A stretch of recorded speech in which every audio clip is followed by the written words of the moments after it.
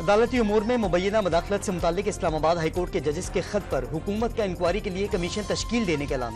सरबराही गैर जानिबदार रिटायर्ड जज को दी जाएगी। वज़ीर-ए-आज़म कल मामला काबीना इजलास में रखेंगे।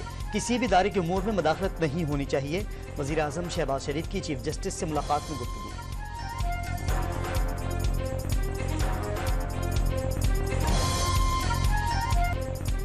इस्लामाबाद हाईकोर्ट के जजेस के खत के मामले पर चीफ जस्टिस की ज़ेरे सदारत दूसरे रोज भी फुल कोर्ट इजलास। सुप्रीम कोर्ट के तमाम जजेस शरीक। चीफ जस्टिस काजी फाइज ईसा की वज़ीर-ए-आज़म से मुलाकात में गुफ्तगू पर मुशावरत। मामला सिर्फ इस्लामाबाद के जजेस तक महदूद नहीं, दीगर सूबों में भी यही सूरत हाल है।